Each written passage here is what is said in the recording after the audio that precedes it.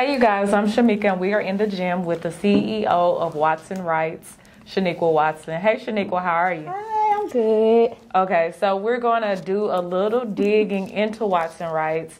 So, Shaniqua, what is Watson Wrights and why did you found it? Watson Wrights is basically just a LLC that focuses on estate planning, and that kind of consists of advanced healthcare directives, power of attorney, a will, helping you get life insurance, as well as some other services such as grant writing and grant review services. Okay, why did you come up with this company? Like, what made you say this is a need? It actually started from me just burying family members. I started burying family members in 2013. So from age 22 to 29, which will be 2013 to 2020, I was just burying people. That's what my life just consisted of. And so I was just like, hey, I need to figure out how to help other people. So I don't know if you want me to go into details about it, but so November of 2013, I would never forget, I was in the room, I was working on my master's degree. I had just graduated from University of Memphis in 2013 of May. So in November, I was working on my master's. I was having a conversation with my grandmother, and I walked to the back to work on my paper. And so I saw my grandfather come out the room. I heard him call my name. I'm like, well, let me run to the front because maybe he had fallen down or something. I remember going into the den, and I saw my grandmother laying on the kitchen floor. My body melted to the floor, and I caught myself. And so by the time I got in the kitchen, I had touched her ankles, and her ankles were cold. And so I'm seeing my granddad like shaking to try to call 911. So I'm like, let me grab my phone. I go ahead, call 911. I'm talking to the dispatcher on the phone. I'm telling her like what's going on. And she's like, well, go ahead and start performing CPR. So I'm performing CPR, and I ended up like smelling the last bowel movement. So I remember telling the dispatcher, I was like, ma'am, she's gone. She's like, no, you got to keep going. I'm like, she's gone. She's like, well, the paramedics are on the way. She like, keep going. So I kept going. And so finally the paramedics came. So I told my grandfather to go to the door and let them in. So when they came in, I did let them take over, and we were just watching. And so my granddad was like, see, she's going to come back. They're bringing her back. And I was like, no, Papa, like, she's gone. He's like, no. I'm like, she's gone. So obviously, they couldn't bring her back. So I told him, I was like, go with the paramedics to the hospital, and I will meet you there. So I ended up calling my dad, and I called my uncle, and I was like, hey, I know it's late. I just want to let you know that grandma is gone, and I'll call y'all back. And like this, that's what I did. Went to the hospital, and of course, the hospital is actually the people who say it's like, they pronounce them dead. It wasn't even an hour before somebody walked in and was like, hey, would you like to donate her organs? And I was just like, I need you to go and get up out of here. Like, it wasn't even, we just found her, get out my face, talking about organs. And at that point in my life, I was just like, what is happening? Well, when life just kept going with it, we had to figure out literally just how to even plan a funeral. And so I remember, because I'm my grandmother's only granddaughter, she used to say, well, Shaniqua, if I pass away, my information is in the closet, in the file cabinet. And so I would hear her, but I would be like, okay, where you going? Like, right. I'm ignoring you. And so she's like, I'm just saying, like, just letting you know. And so I remember one day she said it again, and I looked at her, and I guess she saw like it was like making me feel like uncomfortable. She's like, it's okay, Shaniqua, I'm gonna be here forever. And I was like, exactly. And so, but this time when all this happened, I'm just like, she told me where her stuff is.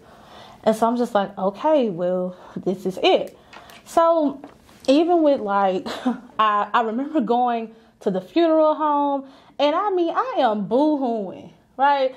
I'm boo-hooing, even the funeral home, they are handing me some water. They're handing me the nice little catalog with the beautiful caskets, some peppermints, and some tissue. And I mean, I am in tears. And they're like, now, which one do you like? And I'm like, I like that one. You know, that's what I'm saying, because I'm hurt. Like, it's no coming back from this. So basically, I'm going through this trying to understand what is happening in my life. And I mean, the funeral home is socking it to me, just like this and that. And so my granddad, of course, he's out of it. He had been married to my grandmother well over 25, 30 years. And we're just trying to figure this part of life out. So even in the midst of that, it was so much commotion and just everything going on, I actually ended up getting put out the house. So I became homeless in the middle of trying to bury my grandmother. And so it had got to the point I was just frustrated with family members. I'm like, you know what? I don't even want to go to the funeral.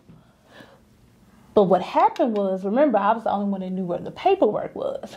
So they had to call me and it's like, well, Shaniqua, you said, where was this? And look, we family, we need your help. That's what happened.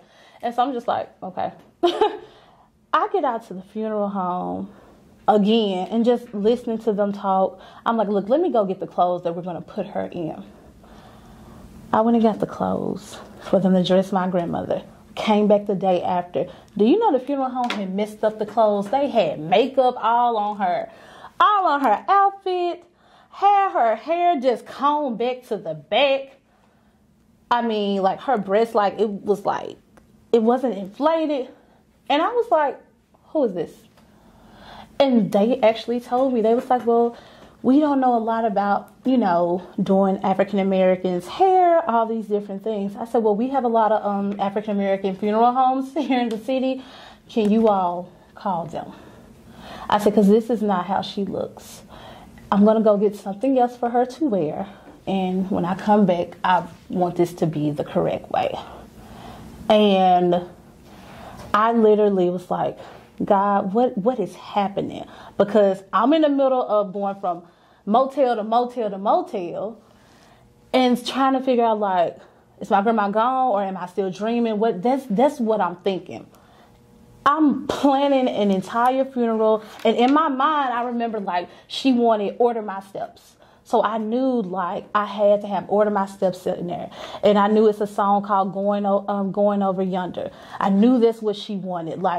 I knew I had to find the pictures. I knew hey, this is what she wanted. We've discussed this. And one thing about funerals, it's no do-overs, right? You have one time to do it, and you have one time to do it correctly.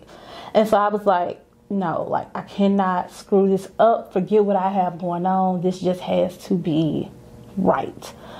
And everything did turn out well for her funeral. But then a lot of things that I thought she had in place, she didn't have in place. So, for example, she was a retired first grade teacher. Well, she didn't list a beneficiary. Now, even though in the state of Tennessee, so basically goes to your husband in the will, but she didn't list anybody, which means my granddad had to go to probate court to show the will so he could even get the stuff from, MSCS. And so I'm just like, oh my goodness. And of course, the funeral home was like, well, you have a remaining balance of $1,000.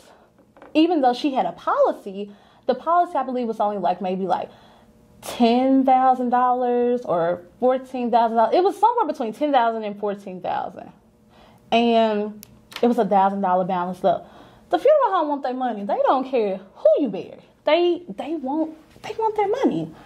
So he wrote the check out. Had to go to the probate court, and then we started finding other things. Now, keep in mind, during all this, I'm still homeless, still going through this master's degree, and I'm just like, okay. I was like, okay, we found this part. She didn't have a beneficiary on here. She didn't have a beneficiary. It was so chaotic. And my granddad only had an 8th grade education. But the thing is, he was born in 1933. So education wasn't just huge at that point. So I'm sitting up here in my 22-year-old world trying to figure out how does this go. So I'm just like, all right, we got all that part done, and it still just felt awkward. It was so weird. It had gotten to the point, I know for me, like I didn't want to go to sleep because in my mind, I know we had buried her. I know everything. And I'm just like, I'm dreaming. Like, I want to wake up. Like, I want to wake up. When I say, I think I may have slept probably for like, within maybe 3 to 4 months, like 2 hours a day. Because I could not really process what was really going on. So when I finally kind of came to my senses, I'm like, okay, I had moved in my apartment, and I was just like, all right.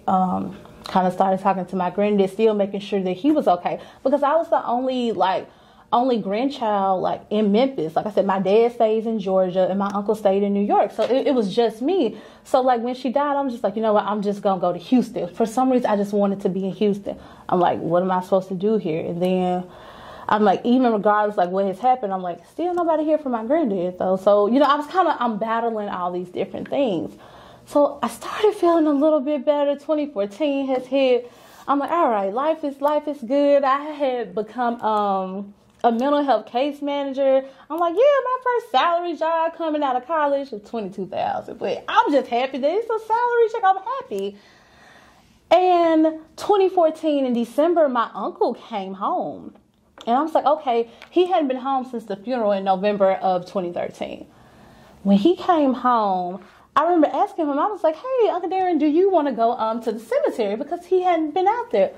And he was real hesitant. He was like, no, Shaniqua, I'm good. I'll go out here next time.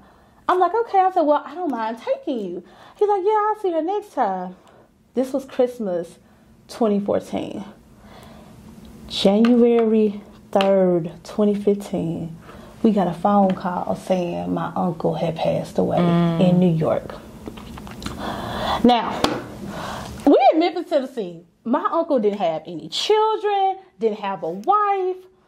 And so, of course, it's my granddad, and, I'm here. I'm like, okay. And so my granddad was like, yeah, we got to go to New York. He's like, so you got to get ready to bury him. Now, at this point, this is 2015. I'm 23.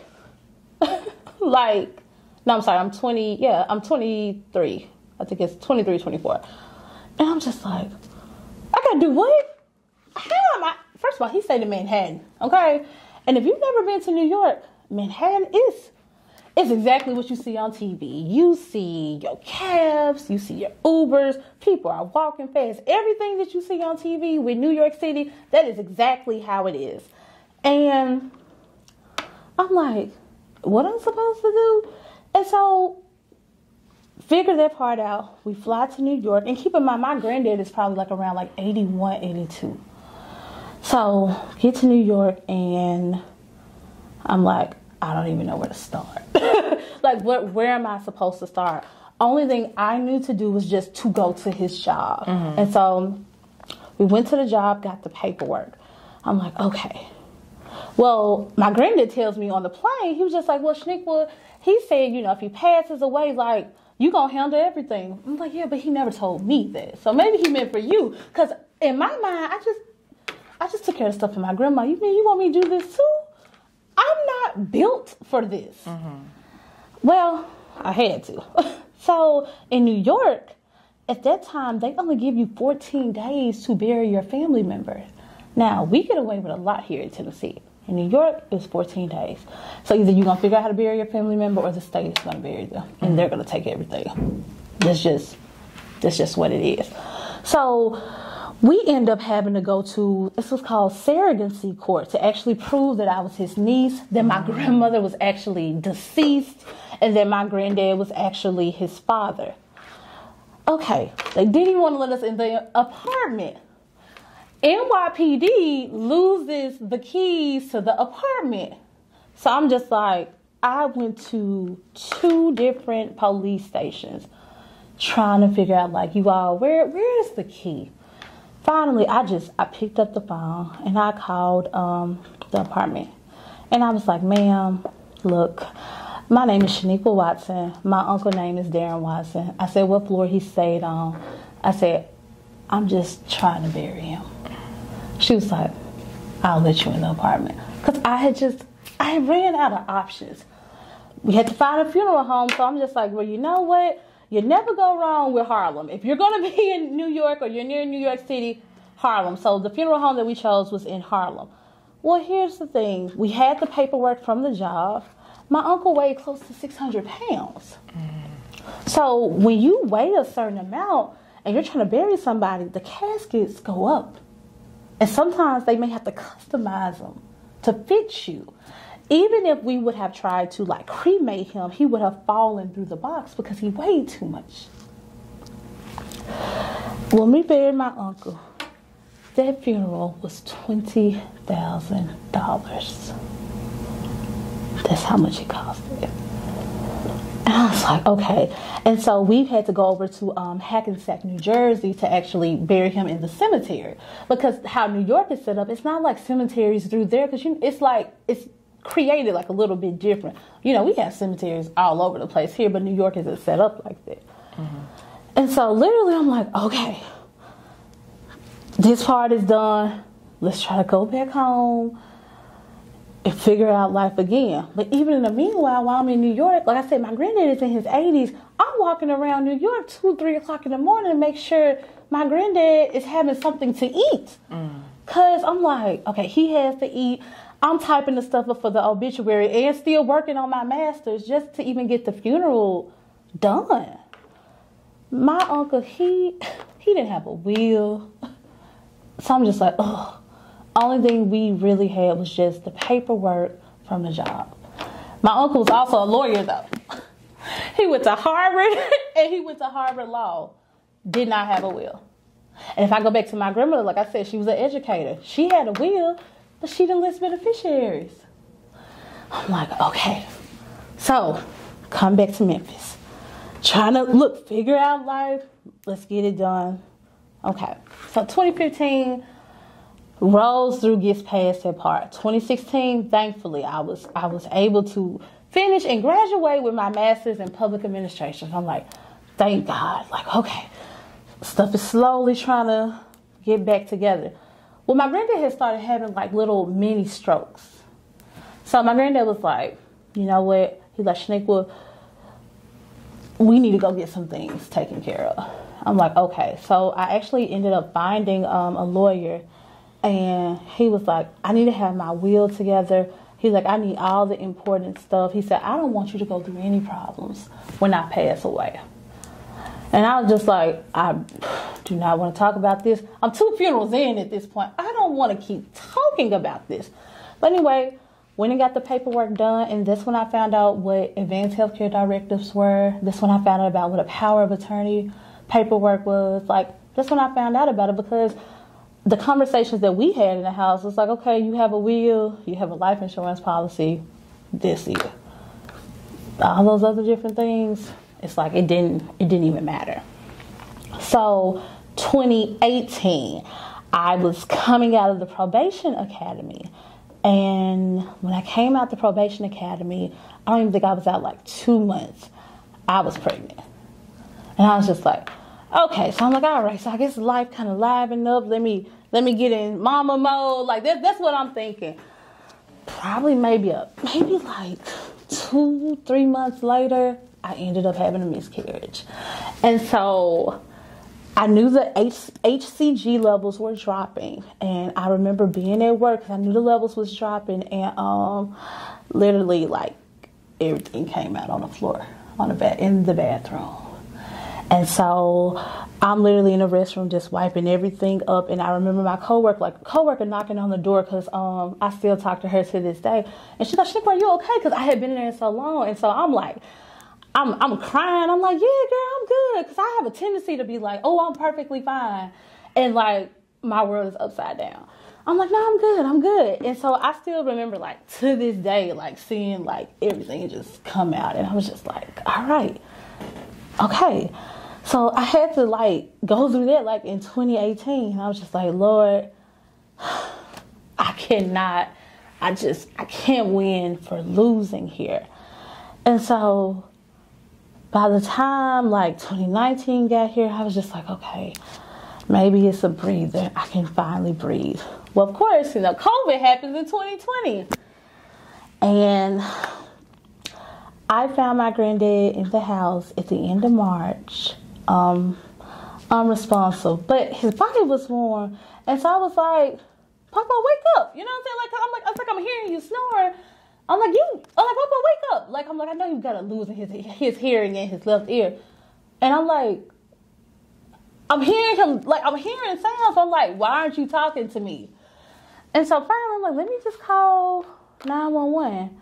And so I called them, and I was just like, hey, like, he's breathing, but he's not talking to me. And so at this point, I'm 29. I'm just like, I don't know what's going on. So I called the paramedics, take him to the hospital. I was like, okay, let me drive over there because I'm like, I need to lock the house back up because it's not going to be anybody, to like even bring me back. I get to the hospital, and I was like, hey, my granddad just came in on the ambulance. I'm his granddaughter. I just need to see, like, what's going on. The hospital told me, they're like, oh, it's cold, but you can't come in here. I was like, no, like, he needs someone to make decisions for him. Like, he's not even responding to me. Like, I need to know what's going on. And they're just like, it's COVID. You can't come in here. I was like, you don't hear me. I need to make like this. I'm like, no, I need to know what's going on. So I had a representative at the hospital just straight up tell me, oh, well, you just called back up here. I said, hold on. So I left. I went home. I came back to the hospital, and I had those advanced healthcare directives and that power of attorney. I came back in there and I told them, I said, I need to see what's going on with my grandfather. They was like, we're about to call the police. And I'm like, and that is perfectly fine. When you call them, you can say whatever you want to say. I'm going to make bond, and I'm going to come back, and I'm going to sit right here. But in the meanwhile, here's my power of attorney paperwork, and here's my advanced healthcare directives. So, once again, I need to know what's going on with my grandfather. They're like, we're going to call the police. I said, have fun. And so finally, they was just like, so you're not leaving? I'm like, no. They're like, we're going to call. I'm like, well, stop threatening me with calling the police. Call them. Just call them. I said, because see, I'm not leaving here until y'all let me talk to the doctor about my grandfather. I said, and I have all this great paperwork right here. I said, and I'm going to own this hospital. I said, so now I'll never have to work again. I said, you won't have a job, but whatever. Because you're gonna tell me something. Luckily, because I had the paperwork, they did finally let me come back there. I was able to find out that my granddad had a stroke on his left side. Whole left side was completely paralyzed. He ended up having a hemorrhage, and it was spreading across his brain. And they was like, we'll try to go in to reverse it, but this is how he's going to be like for the rest of his life. And so the doctor was like, miracles do happen. He was like, I don't know your, he's like, I don't know your faith. He said, but miracles do happen. He said, but I will be honest with you. It just doesn't look good. He was like, because eventually his entire body will be paralyzed. They was like, the hemorrhage is too big in his brain. And I was like, okay. I sat there and I was like, okay. So I remember walking out of there and I was just like, all right, God. I'm like, here we go again. It was just one of the things I'm like, I just feel like when I try to get past like one thing, like something else starts happening. So I'm just like, all right. I'm like, you know what? At this point, I'm like, Shaniqua, you know how to do this. Like, let me suck this up and just, oh Lord. I'm like, let me suck this up and just like get ready to go into this grind mode when it comes to funeral. I'm like, I know this too well. So I, of course, once again, you gotta call the family members and tell them this is what's going on. Even with the hospital, because I had that paperwork, I was able to get, like, his children were able to come in and see him. And, like, I got to spend the night in the hospital. Like, same hospital that wouldn't let me in at first. Now I can spend the night. Because we ended up moving him to the hospice floor. And they had asked me, one day I left because I needed to take care of some business. And they asked me, they called me. They're like, hey, Miss Watson. I'm like, hey. They're like, we can't figure out, we can't get the feeding tube down his throat. They're like, what do you want me to do? I was like, excuse me? I was like, you have advanced healthcare directives. And in those advanced healthcare directives, it gives you 5 other options on what you need to do to make sure that he's getting nourishment in his body. Until you have exhausted everything on there, do not call me. And by the time I got back to the hospital, they had the feeding tubes through his stomach. But you asked me a question, and I gave you all the paperwork. But without that paperwork, it would have been like, oh well. And so, luckily, like I said, I had everything on there. And I'm like, let me go ahead and just start planning for this funeral. Because I'm like, I know it's coming. So I'm taking care of business. Luckily, I knew where all the life insurance policies were. We had a safe deposit box. My name was on the safe deposit box. I'm like, let me go and get the key and pull everything out and prepare for this. But it was so interesting because my granddad didn't have anybody listed. No, yes he did. He had me listed as payable on death from his bank account. And so they were like, well, Ms. Watson, we see your ID matches, but we can't give you anything. I'm like, well, that's fine. I said, I just want to still just at least like knock out like the rest of the bills. They're like, yeah, we can't give you anything. I said, well, here's the power of attorney paperwork. They was like, yeah, but he has you listed on a bank account as payable on death. I was like, okay. So they're like, until he passes away, we can't hand you anything. I said, okay, no problem. So I go to the funeral home, and I was just like, look, my granddad will be passing shortly. Let me go ahead and just start setting up these arrangements. And so the funeral home, they're so amazing. I mean, they come up with the best tricks in the world. They're like, okay. They're like, well, does he have a policy? I'm like, yes, he has a policy. They're like, okay. They're like, well, what casket do you want? These start, I'm just going to say, well, these started $22,000. I'm just like, yeah, let me go down here to like the 3,000s, the 4,000s, like, because it's other caskets. Like, I'm not doing that. That's ridiculous. Anyway, but because like he had the life insurance policy, they just like, we just go basically milk it, basically. And so I was like, well, I love this casket. I'm like, this is a pretty baby blue casket. I love this casket. This is what I'm going to go with. And so I started looking at like the prices of like the casket flowers. And so the casket flowers, I want to say the funeral home, it may have been like $700. Well, at this point, because now I'm a pro with funerals. I'm like, oh, okay. I get on my phone. I'm like, okay, I'm going to order these casket flowers because I can get these for $200. And this is right here in the city. So then, like the wreath of flowers that people always have. I think at the funeral home, it may have been like $300. And I'm like, let me go back online. Okay, this is $75. This is what I'm going to do. And I'm going to take care of this part. And then this is what topped it off more than anything with the funeral home. They was like, okay, well, we're going to run the policy. And we use a third-party company. And they're going to take 5 to 7% off the policy just to make sure it's active. I was like, let me make sure I have this right. Just to make sure it's active, you all are going to take 5 to 7%, and the third party is going to get paid, and then you're going to get paid as well. And they're like, yeah, that's correct. That's how we do it now. I was like, okay.